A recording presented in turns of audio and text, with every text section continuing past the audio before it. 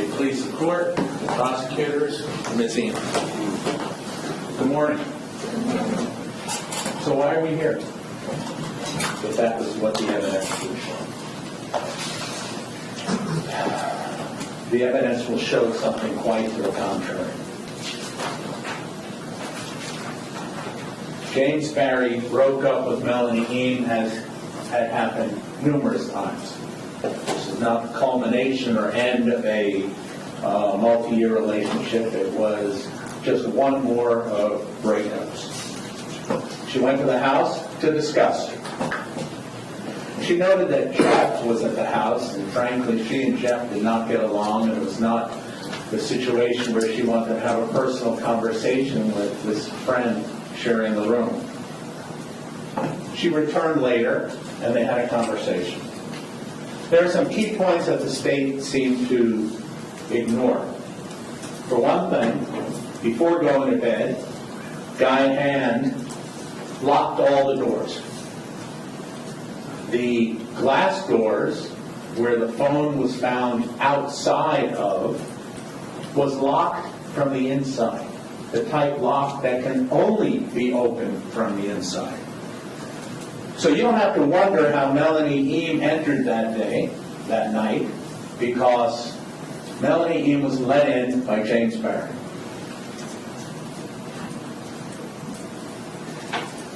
The two of them were talking, and quite frankly, Guy Hand is fed up. Guy Hand, just like Mr. Barry's mother, Nicola Barry, are fed up with Melanie. They don't like her, they don't want her, they don't like this on-again, off-again relationship. So Guy comes out of his bedroom where these two young lovers are talking.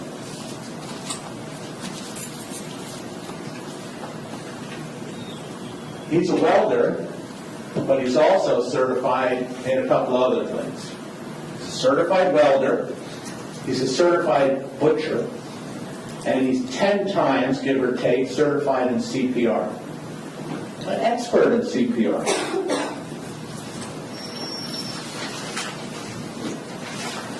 An argument ensued between Guy Hand and Melanie Eam, and James Barry got in the middle of it. Guy Hand had his knife, a tool he was very used to using as a certified butcher. And the idea was to threaten Melanie Eam and get her to leave once and for all. They were tired of this on-again, off-again nonsense. Something was said. James Barry got angry, protecting Melanie Eam, and a melee ensued.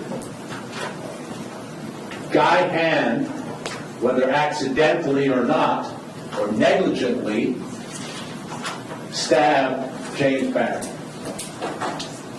Now, there's going to be a lot of evidence of this. For instance, you will see, and I'm going to jump ahead a little bit, you'll see the blouse that Melanie Eam was wearing at the time of this.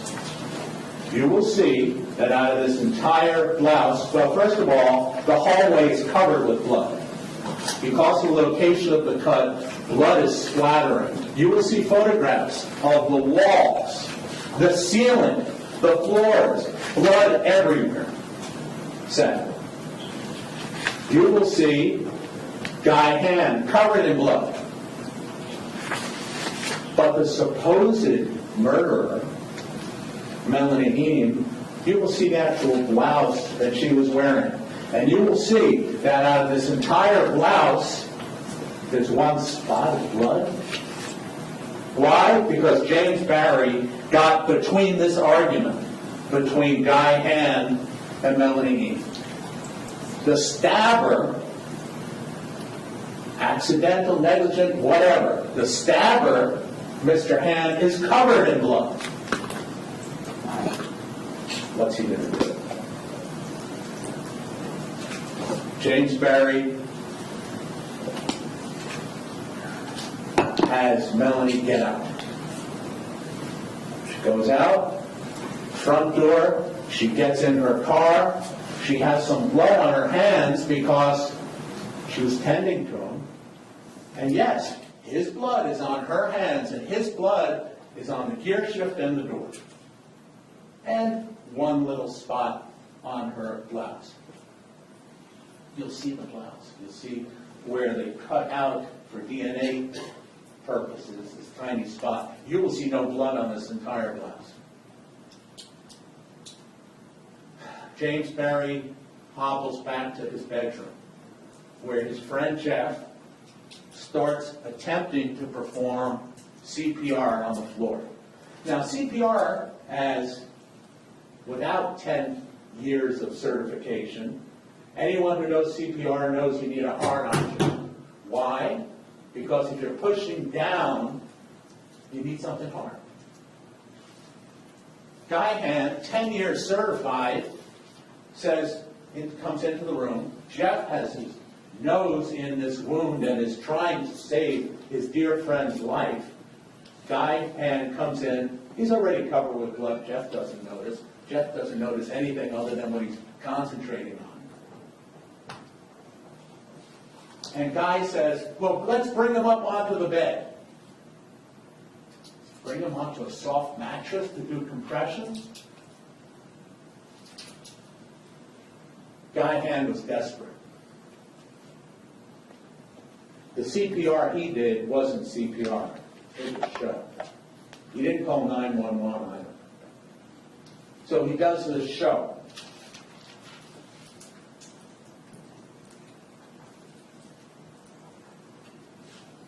At some point, the police and paramedics arrive because somebody else called 911.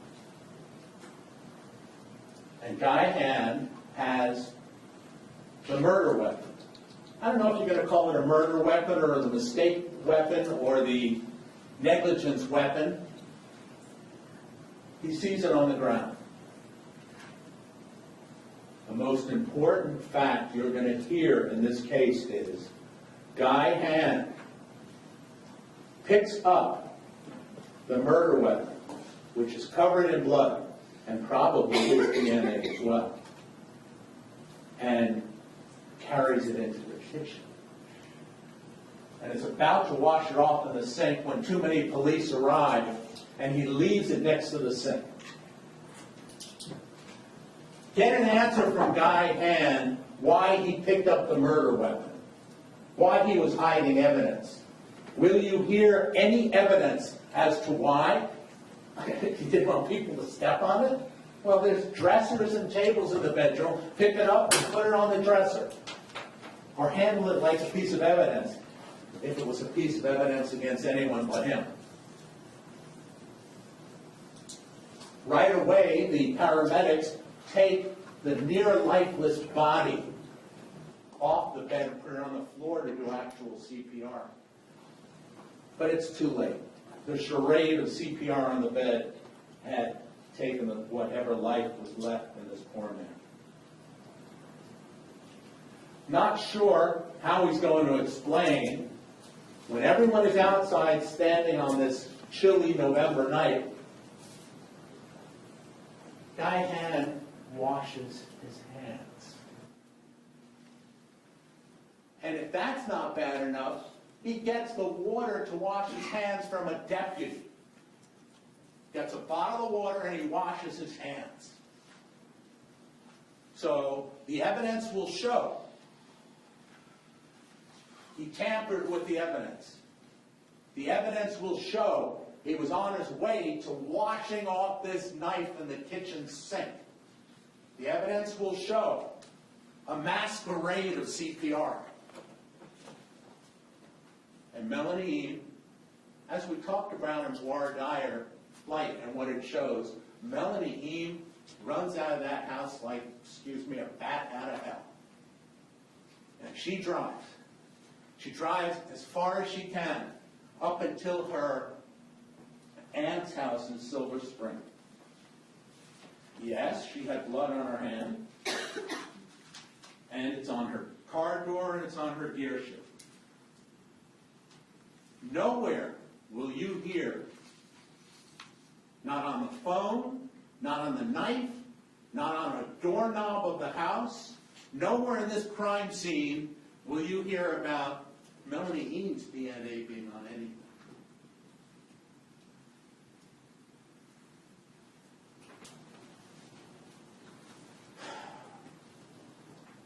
So the police from Palm Beach County fly up to Silver Spring, Maryland, and question her. First, they send out a deputy for what's called a welfare check.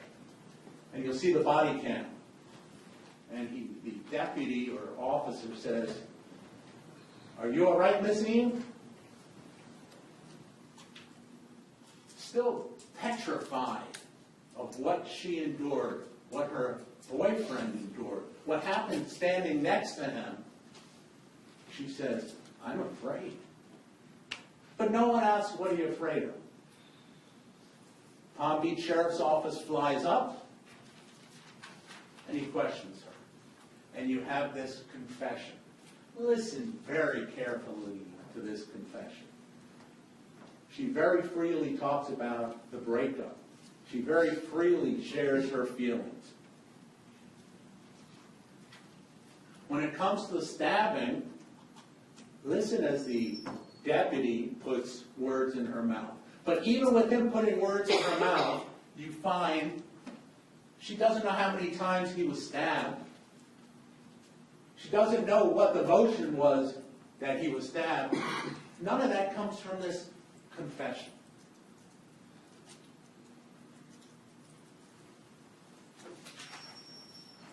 We have evidence that the state is telling you shows that Melanie Eam is guilty. You will hear that evidence. The evidence will be that they broke up again, that she was in the household on the night of the murder, that she had his blood on her hand transferred to the car. She fled to Maryland. She confessed. She gave the police the blouse that she was wearing at the time, and there's a spot of blood on her. Look at the evidence that Guy Hand is the actual killer, whether accidental or not. It's Guy's knife. The evidence will show he's certified in two things: butcher, and somewhere around 10 times in real CPR.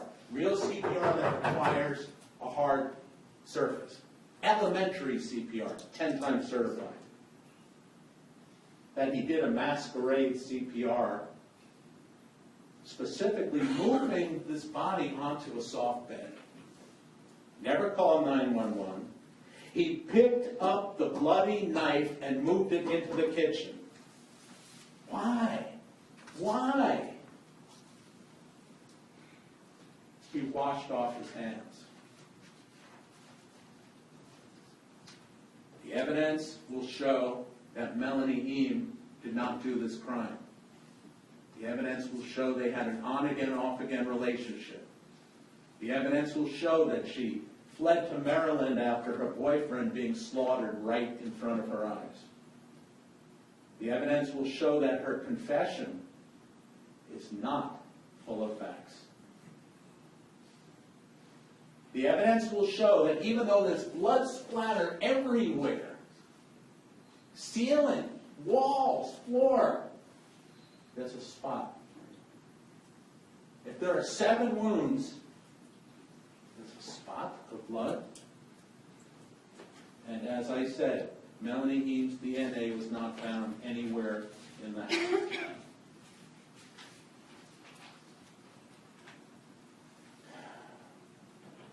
I would ask you to keep in mind the evidence that at no time was the telephone dusted for prints or DNA. Listen to the testimony from Guy Hand that he locked all the doors from the inside.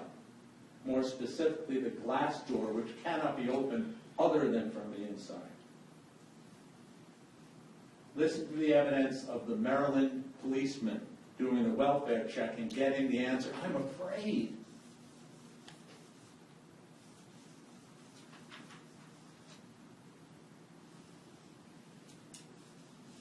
You're going to interpret the evidence as you see fit. That's your job. You took an oath. I'm sure you'll do it well and you'll do it correctly.